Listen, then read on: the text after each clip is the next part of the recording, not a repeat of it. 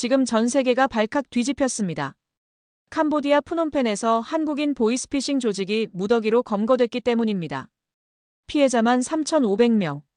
현지 언론은 한국을 디지털 식민주의국이라 비난했고 한국어 간판은 거리에서 하나둘 사라졌습니다. 한국은 사기꾼의 나라다. 사람들은 그렇게 말했죠. 하지만 바로 그때 세상이 보지 못한 또 다른 한국인들이 나타났습니다. 그들은 변명을 하지 않았고 인터뷰도 거부했습니다. 대신 캄보디아의 어둠 속에서 사라진 기록을 되살리고 있었습니다. 범죄를 덮으려는 자가 아니라 진실을 복원하려는 사람들이었습니다.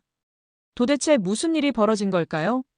말이 아닌 행동으로 사죄를 증명한 대한민국, 지금 시작합니다. 저는 소반나입니다. 올해 나이는 32살입니다. 푸놈펜의 5월은 숨이 막혔어요. 습한 공기가 피부에 달라붙었고 거리 곳곳에서 한국어 간판들이 하나씩 내려지고 있었죠. 제가 근무하는 캄보디아 투데이 사무실 창밖으로도 그 광경이 보였어요. 한때 이 도시를 수놓았던 한글 글씨들이 검은 천으로 가려지거나 아예 철거되는 모습이요. 지난주까지만 해도 화려하게 빛나던 한국 식당의 네온 사인이 사라진 자리엔 시멘트 얼룩만 남아 있었습니다. 한국인 보이스피싱 조직 검거 소식은 연일 일면을 장식했어요. 푸놈펜 외곽의 건물 3층에서 발견된 범죄본부, 그곳에서 압수된 컴퓨터 200여 대, 그리고 캄보디아 시민 3,500명이 넘는 피해자 명단이요. 제 동료 기자들은 분노했고 저 역시 마찬가지였습니다. 우리나라 사람들이 당한 피해였으니까요. 노인들의 평생 저축이 사라졌고 젊은이들의 학비가 증발했죠. 그런데 그 범죄자들은 모두 한국인이었어요. 편집국장님이 제 책상 앞에 서셨을 때가 기억나요. 굵은 목소리로 말씀하셨죠. 한국 정부에서 기술지원단을 보냈다고요. 피해 복구를 돕겠다는 명목이라고요. 그 말을 들었을 때 저는 코웃음을 쳤어요. 복구라니요? 자기네 나라 사람들이 저지른 범죄의 흔적을 지우려는 것 아닐까요? 국장님은 제게 그들을 취재하라고 지시하셨습니다. 비판적 시각으로 파헤치라고요. 저는 그날 오후 경찰청으로 향했어요. 푸놈펜 중앙경찰청 건물은 낡았지만 위험이 있었죠. 회색 벽면에 습기가 배어 있었고 복도는 서류 냄새와 땀 냄새가 뒤섞여 있었어요. 전산실로 가는 길목에서 저는 펑셋을 만났습니다. 19살 청년이었어요. 그의 어머니가 보이스피싱 피해자였죠. 400만 리엘을 잃었다고 했어요. 펑셋의 눈빛은 증오로 가득 차 있었습니다. 기자님, 꼭 써주세요. 한국 사람들이 뭘 했는지요. 펑셋이 떨리는 목소리로 말했어요. 저는 고개를 끄덕였죠. 당연히 쓸 거라고, 제대로 쓸 거라고 대답했습니다. 펑셋은 저를 전산실 앞까지 안내했어요. 문이 열렸을 때 저는 예상과 다른 광경을 봤습니다. 한국인 5명이 컴퓨터 앞에 앉아 있었어요. 모두 검은색 작업복을 입고 있었죠. 에어컨이 없는 방 안은 후덥지근했는데 그들은 땀을 닦지도 않고 화면만 응시하고 있었어요. 캄보디아 경찰관 2명이 옆에서 지켜보고 있었고요. 저는 노트북을 꺼내 들고 방 한구석에 섰습니다. 이도윤이라는 사람을 처음 본 건 그때였어요. 40살쯤 돼 보이는 남자였죠. 키가 크고 말랐으며 안경 너머 눈빛이 차분했어요. 그는 단장이라는 직함을 달고 있었습니다. 한국 사이버범죄 피해 복원 기술단 단장이요. 저는 그 이름부터 마음에 들지 않았어요.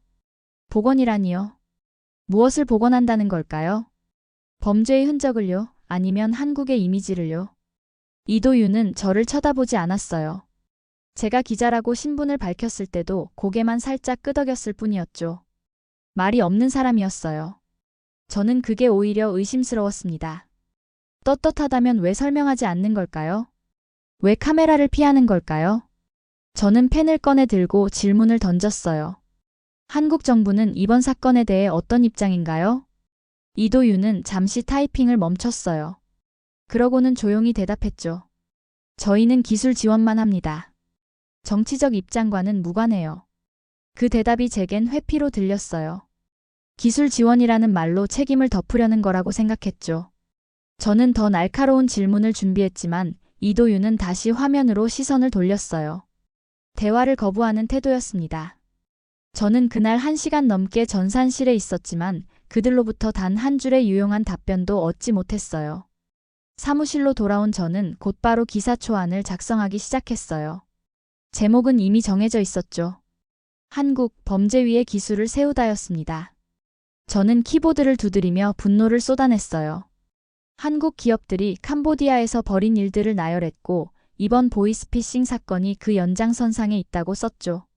기술지원단은 면죄부를 위한 제스처일 뿐이라고 진짜 목적은 이미지 회복이라고 단정했어요. 그런데 이상했어요.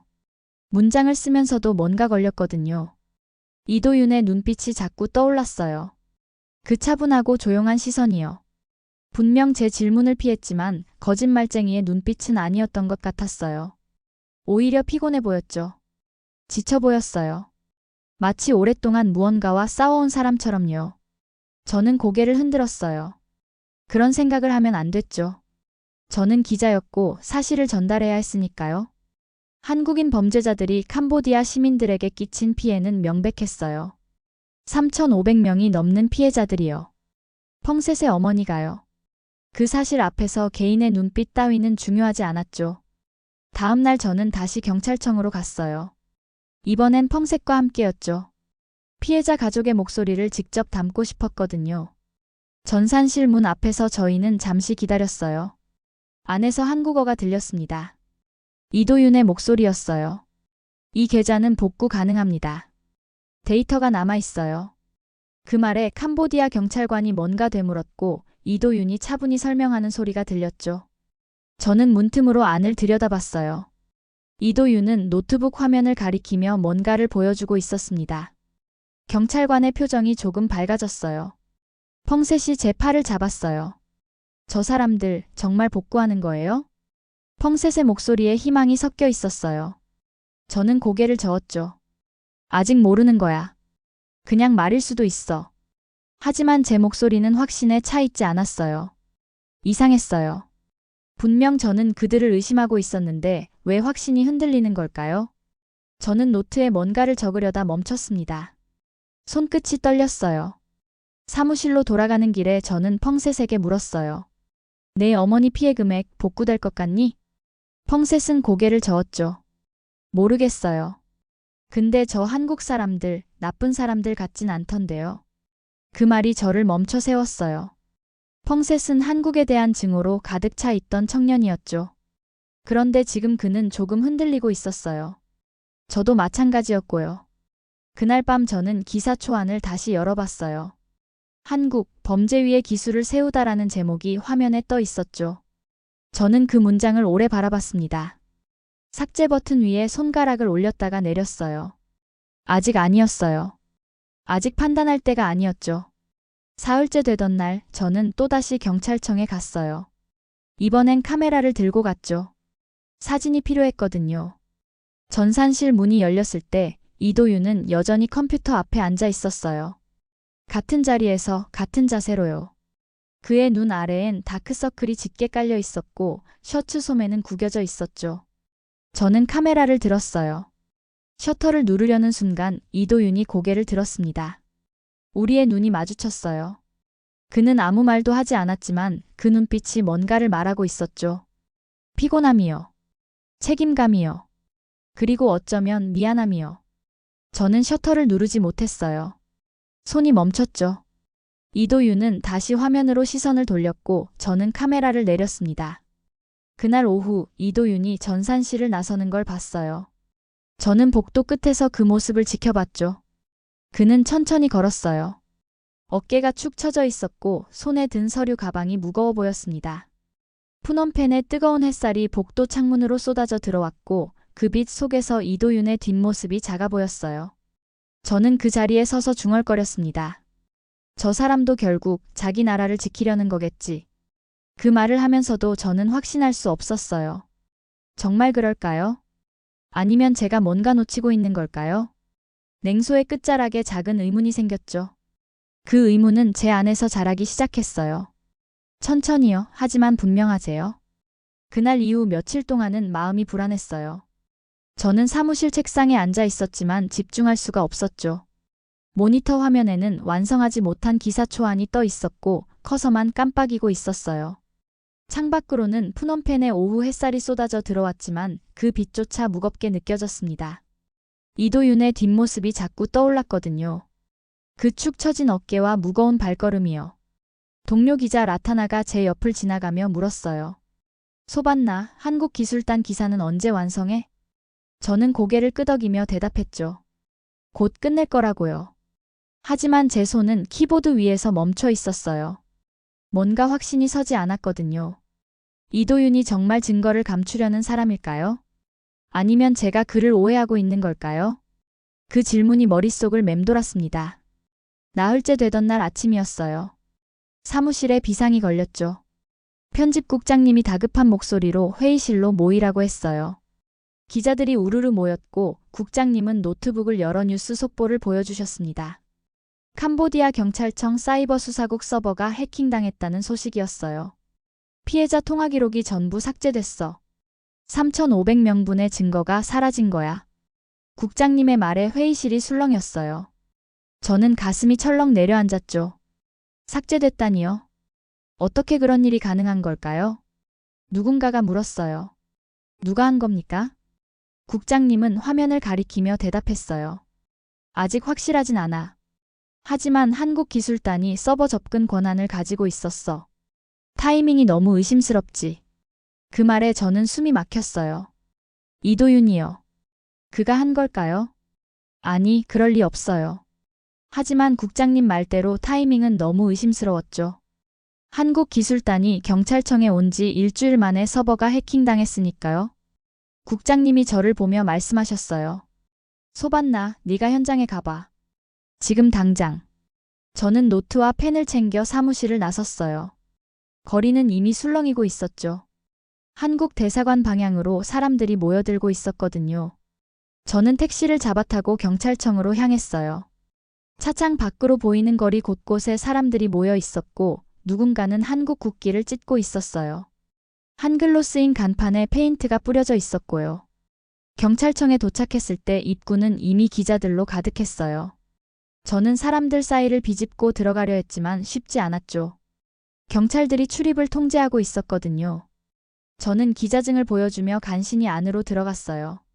전산실 앞 복도는 긴장감으로 가득했어요. 경찰관들이 서성이고 있었고 한국기술단원들은 방 안에 갇혀 있는 것처럼 보였죠. 저는 문틈으로 안을 들여다봤어요. 이도윤이 보였습니다. 그는 의자에 앉아 있었고 캄보디아 경찰 간부 2명이 그 앞에 서 있었어요. 신문을 받고 있는 것처럼 보였죠.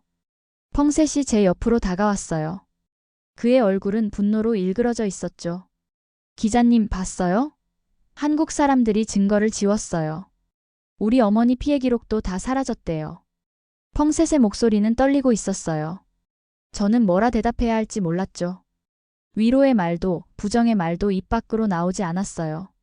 그저 펑셋의 어깨를 가만히 두드릴 수밖에 없었습니다. 오후가 되자 상황은 더 악화됐어요. 한국 대사관 앞에 수백 명의 시민들이 모여들었거든요. 저는 현장으로 달려갔죠. 카메라를 든 기자들과 마이크를 든 방송국 기자들이 뒤섞여 있었고 사람들의 함성이 거리를 가득 채웠어요. 한국은 사과하라. 증거를 돌려내라. 피켓을 든 사람들이 대사관 정문을 향해 소리를 질렀어요. 어떤 이는 돌을 던졌고 어떤 이는 한국 국기를 밟았죠. 저는 그 광경을 카메라에 담으며 가슴이 답답했어요. 이게 정말 정의로운 분노일까요? 아니면 누군가에게 조종당하고 있는 걸까요? 그 생각이 머리를 스쳤지만 곧 사라졌어요. 군중의 에너지에 휩쓸렸거든요. 펑셋이 군중 한가운데 서 있었어요. 그는 확성기를 들고 외쳤죠. 한국이 우리 아버지를 2번 죽였어요. 처음엔 돈을 빼앗았고 이번엔 증거까지 지웠어요. 그 말에 군중이 더욱 격해졌어요. 저는 펑셋의 얼굴을 봤습니다. 그의 눈에는 눈물이 고여 있었고 얼굴은 분노로 붉게 달아올라 있었어요. 저는 셔터를 눌렀죠. 그 순간이 기록되었습니다. 하지만 제 손은 떨리고 있었어요. 군중 속에서 누군가 소리쳤어요. 한국 대사관을 폐쇄하라. 또 다른 누군가가 화답했죠. 한국 기업을 추방하라. 저는 노트에 그 말들을 받아 적었어요. 하지만 펜을 쥔 손에 힘이 들어가지 않았죠. 이 분노가 정말 정당한 걸까요? 증거는 정말 한국이 지운 걸까요? 확실한 건 아무것도 없었는데 모두가 확신에 차 있었어요. 해가 지고 어둠이 내렸을 때도 시위는 계속됐어요. 경찰이 저지선을 쳤고 몇몇 시위대는 그것을 넘으려 했죠. 충돌이 일어났어요. 저는 그 광경을 멀찌감치서 지켜봤습니다. 가슴이 두근거렸고 다리가 떨렸어요. 무서웠던 게 아니에요. 혼란스러웠던 거죠. 밤늦게 사무실로 돌아왔을 때 편집국은 전쟁터 같았어요. 기자들이 바쁘게 움직이고 있었고 국장님은 큰 소리로 지시를 내리고 있었죠. 저는 제 책상에 앉아 오늘 찍은 사진들을 컴퓨터에 옮겼어요. 분노한 군중의 얼굴들이 화면에 나타났습니다. 펑셋의 눈물도요. 그리고 멀리 보이는 대사관의 창문도요. 국장님이 제 옆에 서셨어요. 소반나, 특집 기사 준비해. 헤드라인은 이거야. 한국 증거인멸 확정. 저는 고개를 들어 국장님을 봤어요. 하지만 아직 확정된 건 아니지 않습니까? 국장님은 제 어깨를 두드리며 말씀하셨죠. 독자들이 원하는 건 진실이 아니라 분노의 출구야.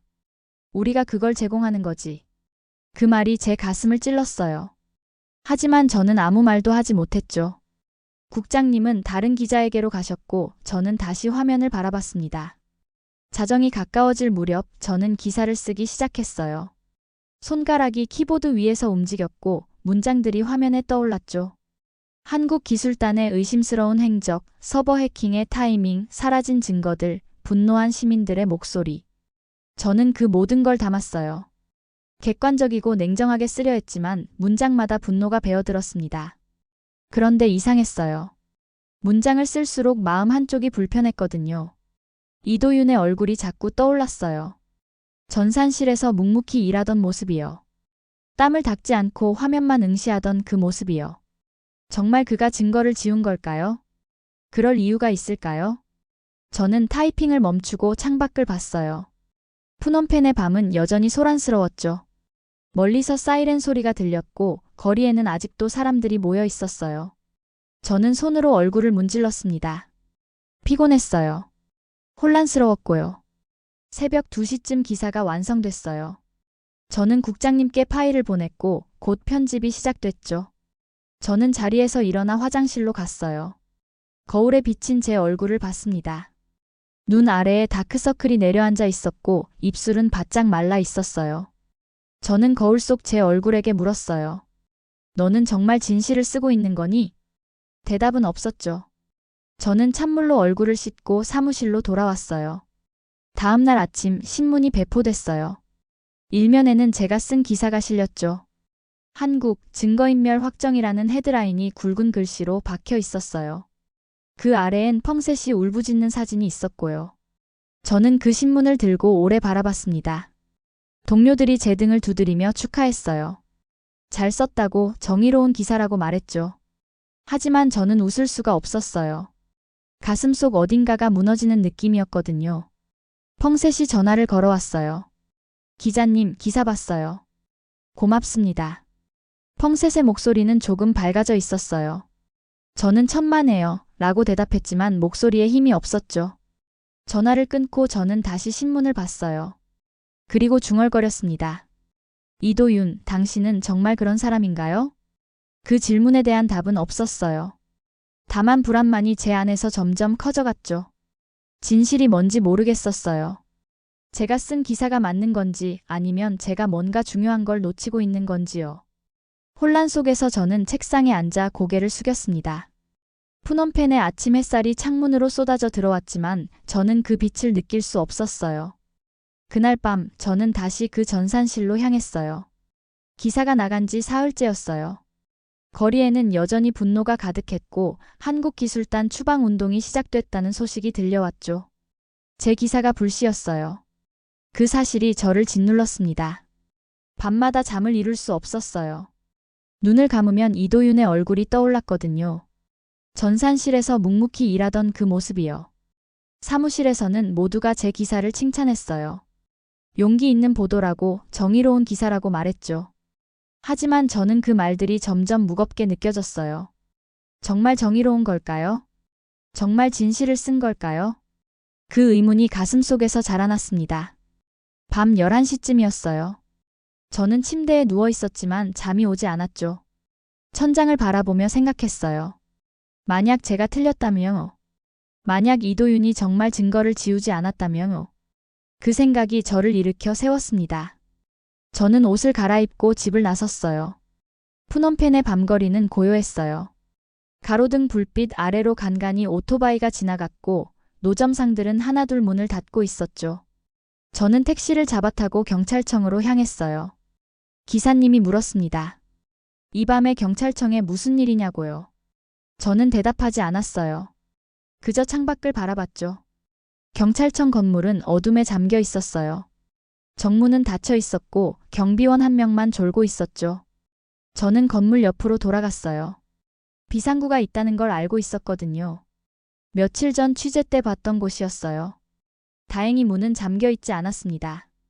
저는 조용히 안으로 들어갔어요. 복도는 어두웠어요. 비상등만 희미하게 켜져 있었죠. 저는 계단을 내려가 지하로 향했어요. 발소리가 울렸지만 아무도 없었어요. 가슴이 두근거렸습니다. 무서웠던 게 아니에요. 긴장됐던 거죠. 지하 전산실 앞에 도착했을 때 문틈으로 불빛이 새어나오고 있었어요. 누군가 안에 있다는 뜻이었죠. 저는 문 앞에 서서 숨을 고르고 천천히 문을 열었어요. 삐걱거리는 소리가 났지만 안에서는 아무 반응이 없었습니다. 이도윤이 거기 있었어요. 홀로 서버 앞에 앉아 있었죠. 형광등 불빛 아래에서 그의 옆모습이 보였어요. 셔츠 소매는 팔꿈치까지 걷어 올려져 있었고 얼굴엔 땀이 흐르고 있었어요. 손가락은 키보드 위에서 쉴 새 없이 움직이고 있었죠. 저는 문 뒤에 숨어 그 광경을 지켜봤어요. 이도윤은 저를 눈치채지 못했어요. 아니, 눈치챘을지도 모르지만 신경 쓸 여유가 없었을 거예요. 그는 완전히 화면에 집중하고 있었거든요. 모니터에는 수많은 코드들이 흐르고 있었어요. 저는 컴퓨터를 잘 모르지만 그게 무언가를 복구하는 작업이라는 건 알 수 있었죠. 화면 상단에 진행률이 표시되고 있었어요. 63%였습니다. 이도윤이 중얼거렸어요. 조금만 더. 그 목소리는 지쳐 있었어요. 하지만 포기하지 않은 목소리였죠. 저는 가슴이 조여들었어요. 이 사람은 지금 뭘 하고 있는 걸까요? 정말 증거를 지우고 있는 걸까요? 아니면 진행률이 70%를 넘어섰을 때 모니터에 파일 이름이 나타나기 시작했어요. 영어와 숫자로 된 이름들이었죠. 그중 하나가 눈에 들어왔어요. 삭제된 보이스 001이라는 파일이었습니다. 이도윤이 그 파일을 클릭했어요. 로딩창이 떴고 잠시 후 재생 버튼이 활성화됐죠. 이도윤은 잠시 망설이다 버튼을 눌렀어요. 스피커에서 소리가 흘러나왔습니다. 처음엔 잡음뿐이었어요. 지지직거리는 소리 사이로 희미하게 목소리가 들렸죠. 노인의 목소리였어요. 캄보디아어였습니다. 내 돈 어디 갔어? 내 돈 돌려줘. 목소리는 떨리고 있었어요. 공포와 분노가 섞여 있었죠. 저는 숨을 죽이고 들었어요. 이어서 다른 목소리가 들렸습니다. 젊은 남자의 목소리였어요. 한국어였죠. 걱정 마세요. 곧 돌려드릴게요. 조금만 기다리세요. 그 말투는 친절했어요. 하지만 그 뒤에 숨은 악의를 느낄 수 있었죠. 노인은 계속 울부짖었어요. 제발 돌려달라고. 그게 평생 모은 돈이라고 말했습니다. 한국 남자는 웃으며 대답했어요. 알겠습니다. 그런데 확인 절차가 필요해서요. 계좌 비밀번호를 한 번 더 말씀해 주시겠어요? 그 순간 노인의 목소리가 흐느낌으로 바뀌었어요. 절규였죠. 캄보디아어와 한국어가 뒤섞인 비명이었습니다. 그 사이로 희미하게 들리는 말이 있었어요. 도와주세요. 한국어였어요. 노인이 한국어로 도움을 청하고 있었던 거죠. 아마 한국 사람이니까 도와줄 거라 믿었을 거예요. 하지만 그 한국 사람은 노인의 돈을 훔치고 있었습니다. 저는 벽에 등을 기댔어요. 다리에 힘이 풀렸거든요. 가슴속에서 뭔가 무너지는 느낌이었죠. 이게 진실이었어요. 이게 한국인들이 저지른 범죄였던 거예요. 그리고 이도윤은 그 증거를 복구하고 있었던 겁니다. 이도윤이 파일을 멈췄어요. 그는 두 손으로 얼굴을 감쌌습니다. 어깨가 떨리고 있었어요. 저는 그게 울음인지 분노인지 알 수 없었죠. 잠시 후 이도윤이 손을 내리고 다시 키보드를 잡았어요. 그리고 조용히 말했습니다. 우리나라 사람이 이런 일을 했다는 게 나도 믿기 싫습니다.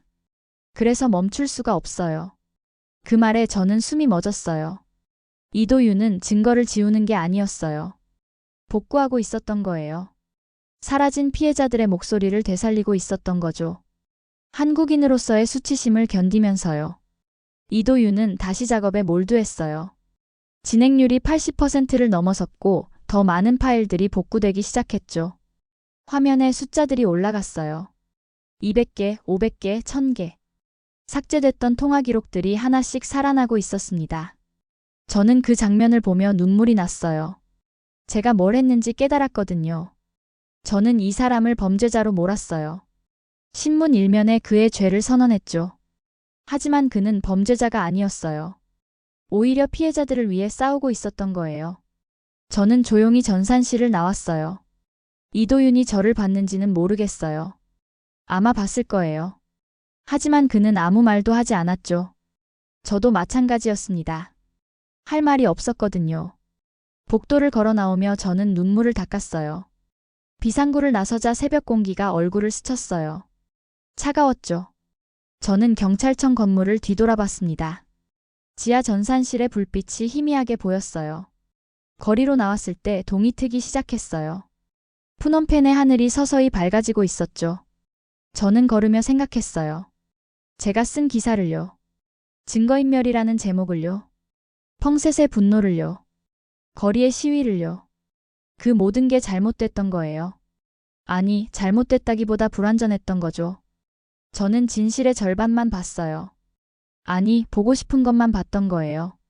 한국에 대한 분노가 먼저였고 진실은 나중이었죠. 저는 벤치에 앉았어요. 해가 떠오르고 있었어요. 거리에 사람들이 하나둘 나타나기 시작했고 오토바이 소리가 들렸죠. 저는 가방에서 노트를 꺼냈어요. 펜을 들고 뭔가 쓰려 했지만 손이 떨렸습니다. 이도윤의 목소리가 귓가에 맴돌았어요. 우리나라 사람이 이런 일을 했다는 게 나도 믿기 싫습니다. 그 말 속에 담긴 고통이 느껴졌어요. 이도윤은 한국인으로서의 책임을 지고 있었던 거예요. 같은 나라 사람이 저지른 범죄를 바로잡으려 했던 거죠. 그런데 저는 그를 범죄자로 만들었어요. 저는 노트를 덮었어요. 지금은 쓸 수 없었어요. 무엇을 어떻게 써야 할지 몰랐거든요.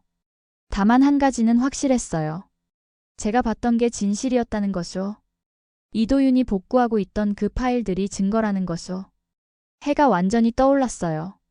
푸놈펜의 아침이 시작됐죠. 저는 벤치에서 일어나 걸었어요. 어디로 가는지도 모르고 그냥 걸었습니다. 마음속에는 혼란과 죄책감 그리고 새로운 질문들이 소용돌이치고 있었어요. 혹시 우리가 모르는 또 다른 이야기들이 숨어 있었던 건 아닐까요? 혹시 진실은 우리가 생각했던 것보다 훨씬 복잡한 건 아닐까요? 그 질문들이 저를 따라다녔습니다. 저는 걸으며 생각했어요. 이제 뭘 해야 하는지를요. 기자로서요. 아니, 한 사람으로서요. 답은 아직 없었어요. 하지만 한 가지는 알았죠.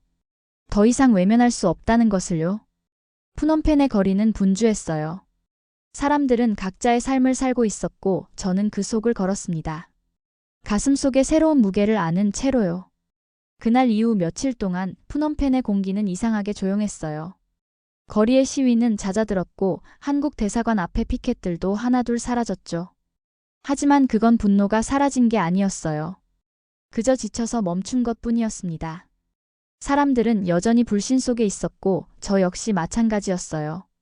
다만 제 불신은 다른 방향을 향하고 있었죠. 제 자신을 향해서요. 저는 사무실에 나가지 못했어요.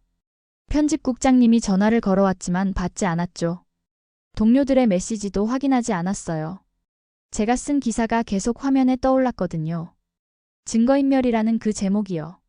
저는 그 글자를 볼 때마다 숨이 막혔습니다. 나흘째 되던 날 펑셋에게 전화가 왔어요. 그의 목소리는 떨리고 있었죠. 기자님, 경찰청에서 연락이 왔어요.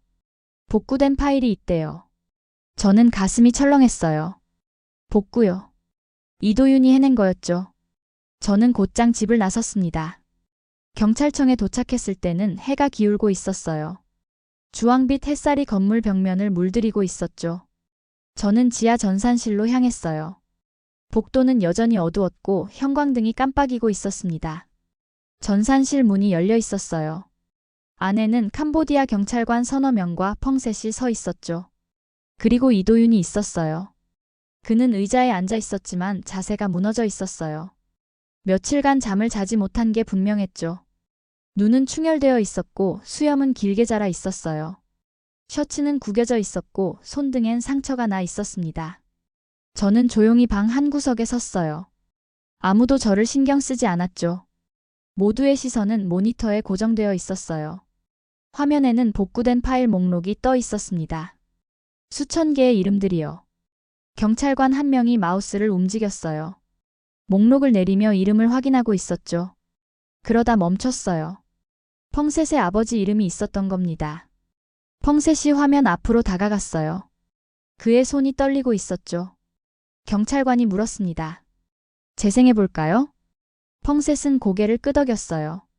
경찰관이 파일을 클릭했고 잠시 로딩 후 재생 버튼이 나타났죠. 경찰관이 버튼을 눌렀습니다. 스피커에서 소리가 흘러나왔어요. 처음엔 잡음이었죠. 그러다 목소리가 들렸어요. 중년 남자의 목소리였습니다.